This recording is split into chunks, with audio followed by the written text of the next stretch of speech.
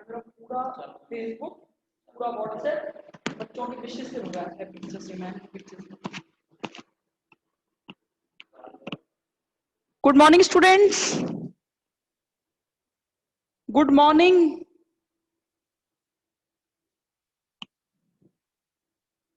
Good morning.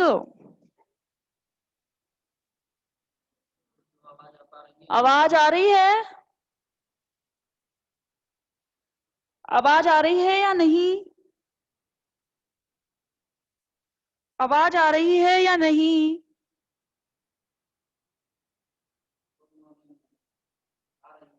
आ रही है। कुछ जानी पहचाना सा लिख रहा है क्या बोर्ड पे? कभी पढ़ा है क्या? कभी पढ़ा है क्या ये जो मैंने लिखा हुआ है?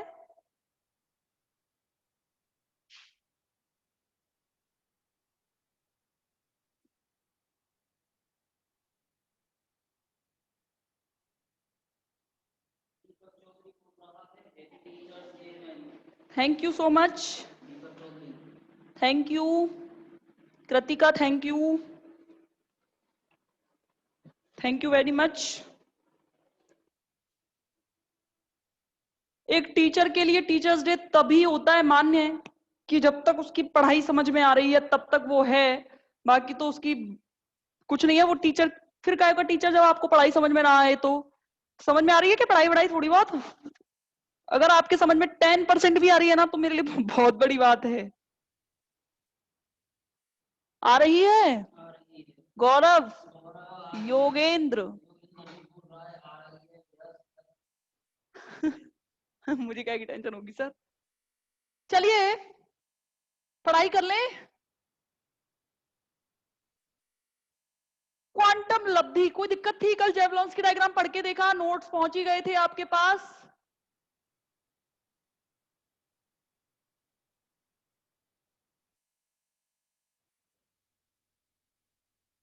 नोट्स तो पहुंच ही गए थे।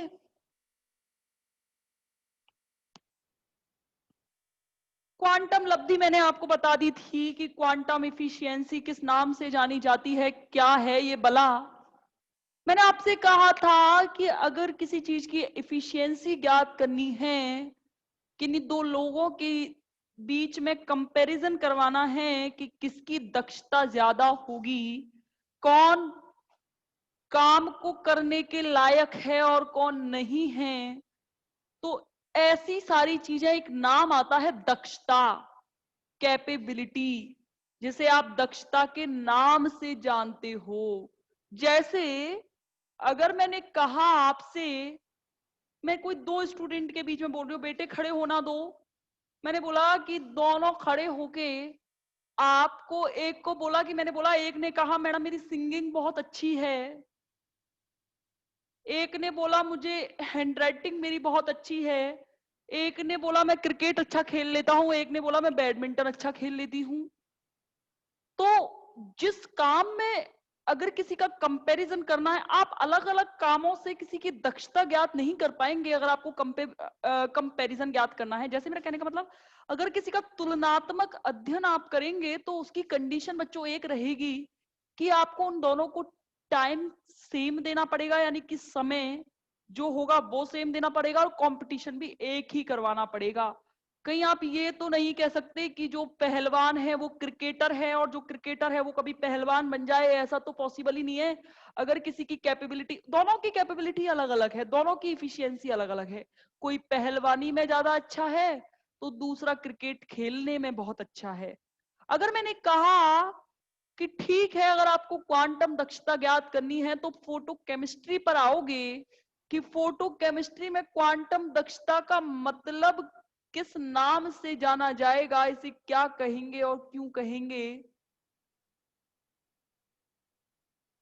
तो देखना, फोटो केमिस्ट्री में मतलब क्या है कि फोटोन किसे कहते हैं या क्वांटम किसे कहते हैं, एच न्यू को कहते हैं। अगर मैं ये कहूं कि एक अणु एक एच न्यू का अवशोषण करके सक्रिय अणु में परिवर्तित हो रहा है, तो मेरे कहने का मतलब बच्चों क्या है कि वो सक्रिय अणु किस प्रकार माना जा रहा है कि उसने एक फोटोन का अवशोषण करके वो स्टार वाली पोजीशन में चला गया है। अगर मैंने ऐसा कहा है तो फिर क्वांटम लब्धि किस नाम से जानी जाती है कि आपने कोई समय डिसाइड कर दिया किन्हीं दो अभिक्रियाओं के लिए कंपैरिजन करना है हमें। अगर मुझे किसी अभिक्रिया की क्या निकालनी है, क्वांटम दक्षता निकालनी है, तो उसे फोटोन दो, समय सेम रखो, फोटोन भी सेम ही देने हैं। अगर मैंने कोई रिएक्शन डिसाइड करी है कि मुझे दो रिएक्शन करवानी है, जैसे माना ये फर्स्ट रिएक्शन है और ये सेकंड रिएक्शन है, अगर मुझे ये दोनों रिएक्शन बच्चों करवानी है तो इस फर्स्ट रिएक्शन के लिए भी मैं नंबर ऑफ फोटोन सेम रखूंगी और टाइम भी सेम रखूंगी। तो मैं कहूंगी कि कौन सी रिएक्शन ने, मैंने जैसे 1 घंटे का टाइम डिसाइड किया है और कॉन्टिन्यूसली फोटोन दे रही हूं, तो जिसने जितने ज्यादा फोटोन उस 1 घंटे में एब्जॉर्ब किए हैं वो उसकी क्वांटम दक्षता कहलाएगी। यानी कि अगर इन दोनों अभिक्रियाओं में मानो सेकंड वाली रिएक्शन 1 घंटे में 100 फोटोन अवशोषित करती है, जबकि ये 1 घंटे में केवल 50 ही करती है, तो आपके अंदर एक सवाल आएगा कि इन दोनों में से क्वांटम इफिशियंसी किसकी ज्यादा है। तो आप कहोगे सेकंड वाले की क्वांटम इफिशियंसी ज्यादा है मैम, क्योंकि आपने टाइम सेम रखा है, फोटोन के अवशोषण का नंबर थोड़ा कम हो गया है फर्स्ट वाली में। तो मेरे को क्वांटम इफिशियंसी किसके आधार पर निकालनी है, फोटोन के अवशोषण के आधार पर, और समय होना चाहिए मेरे पास। ये तो मैं बता चुकी थी आपको इसकी डेफिनेशंस। मैंने बोला क्वांटम इफिशियंसी की वैल्यू होनी तो 1 चाहिए, यानी कि कहने का मतलब क्या है, जितने फोटोन दिए हैं उतने ही अणु सक्रिय होने चाहिए, लेकिन कभी कभी इसका मान 0 पहुंच जाता है और कभी कभी इसका मान 10⁶ तक पहुंच जाता है। यानी कि कभी ये 1 से कम और कभी 1 से इतना ज्यादा। ये डेविएशन या ये विचलन का क्या कारण है, इन कारणों के बारे में हम अध्ययन करेंगे आज। आपको बता दूं कि इससे रिलेटेड क्वेश्चन बहुत आते हैं पेपर में, क्योंकि अब ये लास्ट और बचा है, इसको आज खत्म करवा दूंगी ये चैप्टर। एक सेकंड चैप्टर जो है आपको उसमें से तो क्लासियस-मोसोटी इक्वेशन मुझे कराना है, वो करके आप फ्री हो जाना, ये यूनिट भी खत्म हो जाएगी। अब देखो मैंने क्या कहा, कम क्वांटम लब्धि से पहले हम अधिक क्वांटम लब्धि की बात करें कि एक से अधिक क्वांटम लब्धि होने के क्या कारण हो सकते हैं। तो देखना, मानो मानो कोई मेरा अभिकारक है, समझना मेरी बात, मानो मेरा कोई अभिकारक है, इसने Hν फोटोन यानी कि एक फोटोन का अवशोषण किया और बच्चों किस में बदल गया, सक्रिय अणु में कन्वर्ट हुआ या नहीं, A* में कन्वर्ट हो गया। अब ये तो ठीक है, ये तो इसका प्राइमरी प्रोसेस कहलाता है। सेकेंडरी प्रोसेस के अंदर ये A* जो है, क्या पता किससे रिएक्शन करे, क्या पता नहीं करे, क्या पता करेगा तो किससे करेगा और क्यों करेगा। तो मान लो इस A* ने इसको एक अपने जैसा ही अणु सेकेंडरी प्रोसेस में मिल गया, तो आपने देखा ये भी सक्रिय और ये भी सक्रिय है और दोनों सक्रिय हो गए, तो आगे अभिक्रिया बढ़ेगी या नहीं बढ़ेगी, यानी कि सक्रिय अणुओं की संख्या बहुत ज्यादा, क्वांटम इफिशियंसी के मान 1 से बहुत ज्यादा बढ़ जाएंगे। मैडम हमारी समझ में नहीं आ रहा क्या कह रही हो, सब ऊपर से जा रहा है। क्रिकेट सब देखते हो, क्रिकेट के अंदर बॉलर आता है और बॉल को स्पीड के साथ, स्पेशली फास्ट बॉलर जो होते हैं, स्पिनर्स की बॉल थोड़ी धीमी होती है, फास्ट बॉलर दूर से भाग के आया, जैसे ही भाग के आया तो बॉल तो पहले से ही गति में है, यानी कि बॉल पहले से ही सक्रिय है। उसने जैसे ही फेंकी, बैट्समैन ने बैट से ऐसे बॉल को फेंक दिया, पहले से ही गति, ऊपर से बैट यानी कि एक और सक्रिय अणु से मिलकर डायरेक्ट छक्का लग गया। तो ऐसे समय में क्वांटम इफिशियंसी यानी कि रन ज्यादा बने, और रन ज्यादा बने तो क्वांटम इफिशियंसी का मान बढ़ा या नहीं, बिल्कुल बढ़ गया। मैडम आप सही कह रही हो कि बिल्कुल बढ़ गया है। अब एक और, ये पहला कारण समझ में आया कि नहीं आया, कि अगर मानो प्राइमरी प्रोसेस में बना हुआ सक्रिय अणु सेकेंडरी प्रोसेस में आकर एक और सक्रिय अणु से मिल जाए, तो दोनों सक्रिय अणु आपस में क्रिया करके अभिक्रिया की दर को बढ़ा देंगे, और अभिक्रिया की दर को बढ़ाएंगे तो क्वांटम दक्षता के मान भी क्या हो जाएंगे, बढ़ जाएंगे, यानी कि इतने गुना तक कि 10⁶ तक बढ़ जाते हैं। अब देखो, अगर मानो दूसरा कारण देखना, कल मेरे से एक स्टूडेंट ने कहा था मैडम श्रृंखला अभिक्रिया का निर्माण भी हो सकता है। बिल्कुल होता है चेन रिएक्शन का। चेन रिएक्शन के अंदर स्टूडेंट्स क्या होता है देखना, मानो मेरा ये एक A2 अणु है, ये मानो B से क्रिया कर रहा है। चलो मेरी पहले मैडम प्राइमरी प्रोसेस तो समझाओ। तो माना A प्लस एच न्यू बना के A स्टार बना रहा है। अगर ये A2 यानी कि इसका एक और अणु इससे आकर मिले और इससे यानी कि A स्टार को यानी कि A स्टार इस B से आकर क्रिया कर ले और इस B को भी सक्रिय कर दे, ये B को भी सक्रिय कर दे, तो अब ये दोनों सक्रिय हुए या नहीं? B स्टार वापस C से मिले और फिर C को सक्रिय कर दे, अपनी सक्रियण किसको दे दे? C को दे दे। यानी कि आपने फोटोन कितना दिया? सिर्फ एक फोटोन से A भी सक्रिय हो गया, B भी सक्रिय हो गया और C भी सक्रिय हो गया। जबकि होना तो ये चाहिए कि B और C के लिए अलग अलग फोटोन दो। रासायनिक तुल्यता का नियम क्या कहता था कि जितने अणु उतने ही फोटोन्स। मानो जैसे कोई नॉर्मल सी बात है, जैसे मैंने किसी को अब एग्जांपल से देखें, जैसे मानो अभी आपने वो पिक्चर आई थी जय हो, मुझे वो याद आ जाती है, तो जय हो का एग्जांपल इस पर बिल्कुल फिट बैठता है। उसमें सलमान खान क्या कहता है पता है? ध्यान है, जैसे वो किसी की हेल्प करता है तो उसको वो थैंक यू बोलते हैं, तो बोलते हैं कि बेटा क्या बोलते हैं, तुम आगे जाके मुझे मतलब 3 लोगों की हेल्प कर देना, मेरा थैंक यू कंप्लीट हो। थैंक यू मत कहो, 3 लोगों की हेल्प करो। देखो मतलब कहने का मतलब क्या है, पहले सलमान खान ने किसी को सक्रिय किया, 3 लोग उससे सक्रिय हो, उससे 3 लोगों की हेल्प की, 3 लोगों से निकला हुआ थैंक यू 3। एक व्यक्ति 3 की हेल्प करेगा तो नो थैंक्स, नो थैंक्स किस में बदल गए? नो हेल्प में बदल गए। यानी कि केवल सलमान खान के एक इस प्रोसेस को निकालने की वजह से पूरी दुनिया की हेल्प हो रही है या नहीं? अगर मैं ये कहूं कि सलमान खान के द्वारा कहे गए वो थैंक यू वाले वर्ड्स, हेल्प वाले वर्ड्स, अगर एक अणु है और उसको सक्रिय कर रहा है केवल एक अणु, लेकिन वो एक अणु वापस चल के 3 लोगों को बोलेगा, वो 3 लोगों की हेल्प करेगा और 3 लोगों की हेल्प करेगा तो 3 लोग वापस में थैंक्स को एक्सेप्ट ना करके 3 लोगों की और हेल्प करेंगे, तो ये चैन सी नहीं बन रही? तो इस चैन की वजह से सारी की सारी दुनिया क्या करती है? सारी की सारी दुनिया सक्रिय हो जाएगी। तो इस प्रकार से अभिक्रिया के अंदर केवल एक सलमान खान की वजह से पूरी दुनिया यानी कि एक फोटोन की वजह से पूरी रिएक्शन कंप्लीट हो जाए, तो ऐसे समय में अभिक्रिया की दर बढ़ेगी या नहीं बढ़ेगी? बताओ मुझे, बढ़ेगी या नहीं बढ़ेगी? थर्ड, तीसरा क्या कारण है?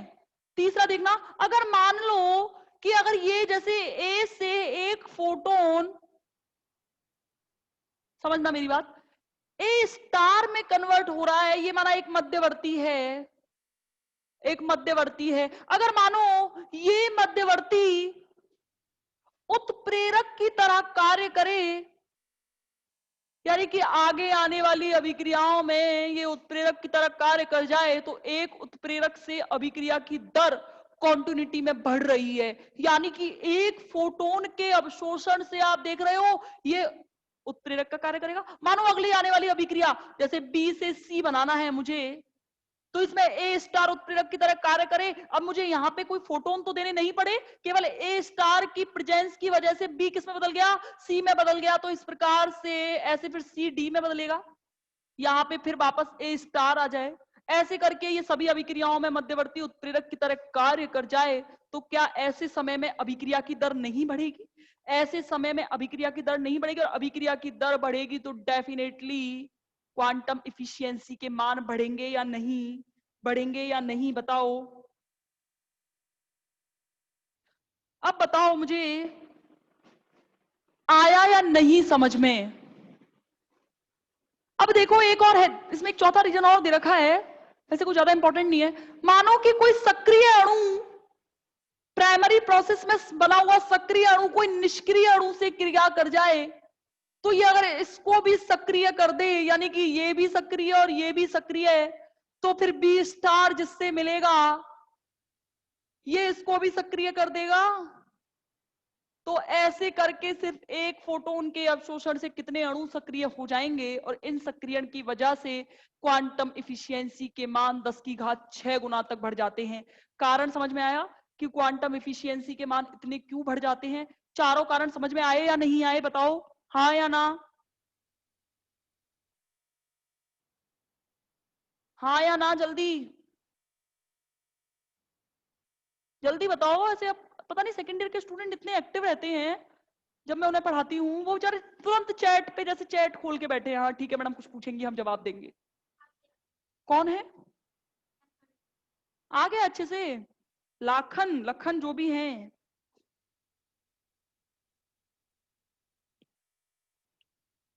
देखो, ये तो अधिक क्वांटम लब्धि के कारण है कि अधिक क्वांटम लब्धि किस प्रकार प्रभावित होगी और क्यों होगी। अब देखना, कम क्वांटम लब्धि के क्या कारण हैं। ये तो अधिक क्वांटम लब्धि हो गई बच्चों। कम क्वांटम लब्धि के क्या कारण रहेंगे, ये देखिए। क्वांटम लब्धि कम हो।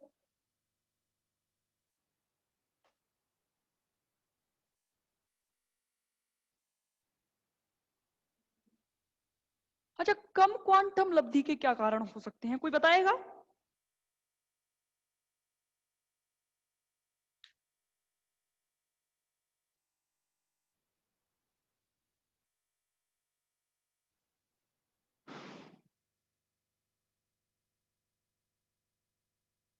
पता है किसी को? बताओ, ऐसे चुप क्यों बैठे रहते हो? चुप ना। बताओ।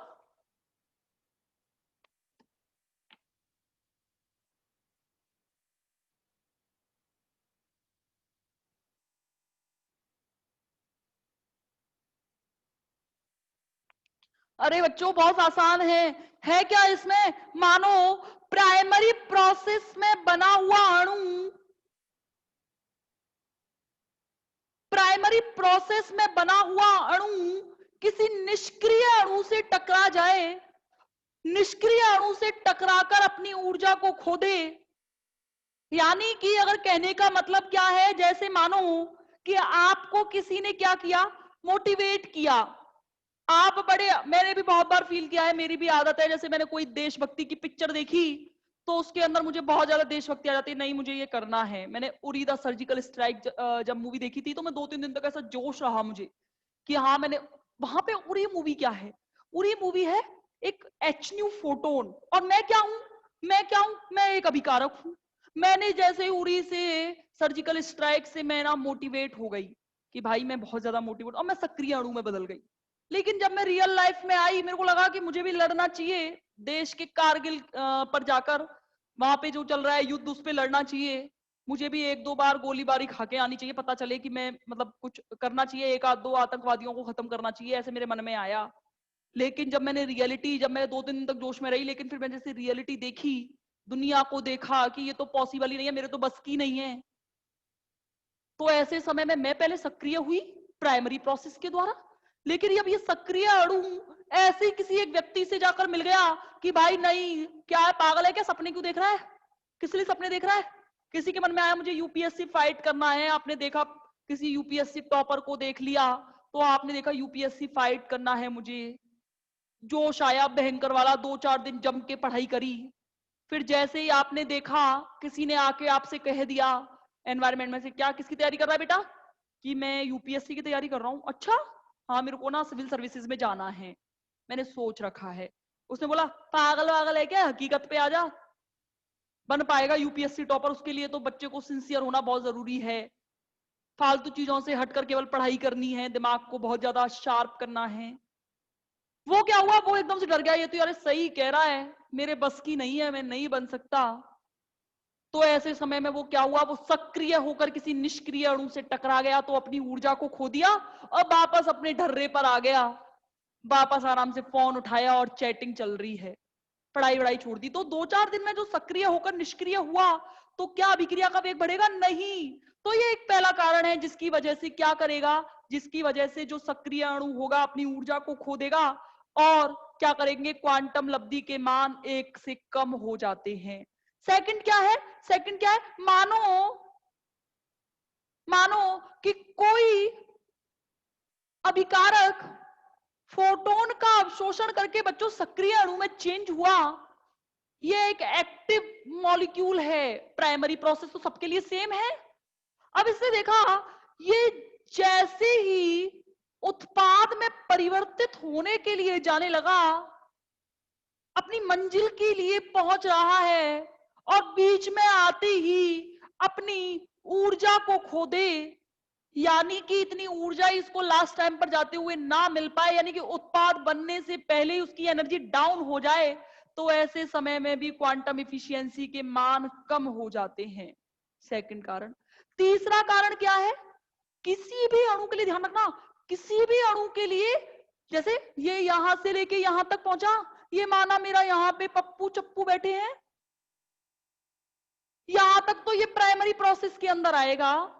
ये उत्पाद तक पहुंचने से पहले ही, उत्पाद तक पहुंचने से पहले ही अपनी ऊर्जा को खो दे, इसको इतनी ऊर्जा ही ना मिल पाए कि ये यहां उत्पादों में ब्रेक हो सके। तो ऐसे समय में क्या होगा बच्चों? ये स्टार की यहां से लेकर पोजीशन तक पहुंचने से पहले ही निष्क्रिय हो जाए। तो ऐसे समय में ध्यान रखना, जैसे मानो यहां से लेके यहां तक, ध्यान रखना मेरी बात, सक्रिय अणु से उत्पाद में परिवर्तित होने के लिए केवल इतना समय होता है, 10⁻⁻8 से 10⁻11 सेकंड तक का। समझ रहे हो कितना समय है? 1 सेकंड तो ये हो गया मेरे कहने में। अगर इसको इसी समय के बीच में एनर्जी ना मिले, ये अगर इसी समय में एनर्जी इसको ना मिले, तो डेफिनेटली ये वापस लौट के आ जाएगा अपने घर कि नहीं मेरे बस की नहीं है, मैं ना जा सकूं। जैसे एक ट्रेन का एग्जांपल लें, जैसे मानो ट्रेन 2 मिनट के लिए रुकती है हर स्टेशन पे, आप पहुंचे, आपको कोई अर्जेंट काम आ गया, आपको जाना है जयपुर के लिए, 6:10 पे इंटरसिटी आपका इंतजार करेगी, तो आप उसका इंतजार कर रहे हो, आप किसी कारणवश सक्रिय तो हुए, सुबह उठे, नहा धो लिए, आपको जाना है जयपुर, तैयार हुए, बैग वैग पैक कर लिया, रात को ही सो गए। अब सुबह किसी रीजन की वजह से आपको स्टेशन पहुंचने तक के लिए कोई प्रॉब्लम आ गई, तो जो 2 सेकंड के समय यानी कि आप पहुंचे फिक्स 6 बज के, मतलब ऐसे समय में कि 6:10 पे चली जाती है, जैसे 6:15 तक, 6:12 तक रुक रही है ट्रेन, और आपने एकदम से, आपको 1 सेकंड बचाया और आप स्टेशन के बाहर ट्रेन को जाते हुए देख पा रहे हैं, तो ऐसे समय में आपने एनर्जी खोई अपनी और आपको वापस अपने घर आना पड़ेगा। यानी कि अगर आपको इस समय के बीच में अगर उसके सक्रिय अणु को एनर्जी नहीं मिली ना, सक्रिय अणु को एनर्जी नहीं मिली, तो डेफिनेटली ध्यान रखना ये अपनी एनर्जी तुरंत खो देगा और उत्पाद में परिवर्तित ही नहीं हो पाएगा। और ऐसे समय में क्या होता है? क्वांटम लब्धि के मान 0 से भी कम हो जाते हैं। अरे जब तक उसको एनर्जी नहीं मिलेगी, वो वापस अभिकारक में परिवर्तित हो जाएगा, और उत्पाद में परिवर्तित ही नहीं होगा, तो कैसे तो आप अभिक्रिया बनने की दर निकाल पाएंगे, और अभिक्रिया बनने की दर निकलेगी ही नहीं। तो इस प्रकार से क्वांटम लब्धि के मान क्या हो जाएंगे?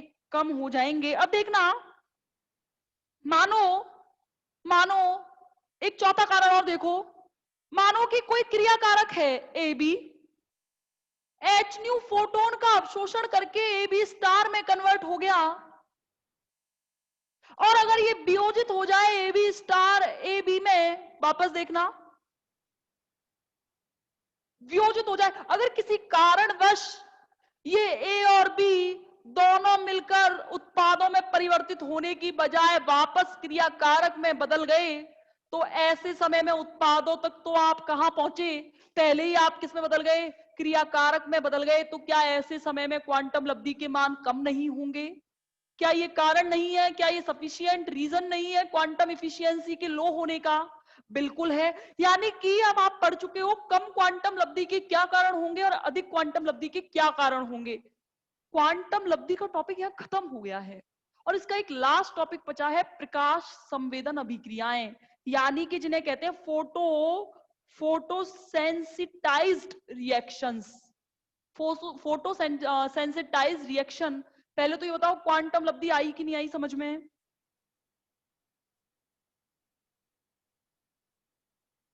जल्दी बताओ, आया कि नहीं आया? आया कि नहीं आया? हाँ या ना?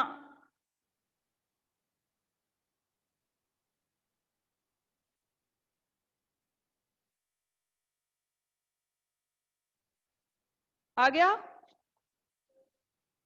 ज्योति शर्मा,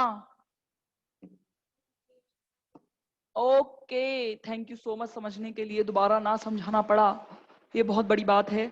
चलिए, ये क्वांटम लब्धि खत्म, आप पढ़ेंगे, ये तो कुछ भी नहीं है, फोटोसेंसिटाइज, ये तो याद करने की चीजें हैं, ये तो आपको याद करनी ही पड़ेंगी। यहाँ तो रिएक्शंस लिखवाऊंगी मैं, कुछ नहीं है। एक्चुअली में पहले तो ये समझो प्रकाश संवेदन अभिक्रिया होती क्या है। लास्ट टॉपिक है इस चैप्टर का, या फिर मैं ये कहूं कि अगर आप यही पढ़ जाओ, ये वाली यूनिट, ये वाला चैप्टर ही पढ़ जाओ, तो डेफिनेटली आपका पूरा क्वेश्चन अटेम्प्ट हो जाएगा आराम से। प्रकाश संवेदन अभिक्रिया, या जिसे बच्चों कहते हैं फोटो सेंसिटाइज्ड इक्वेशंस।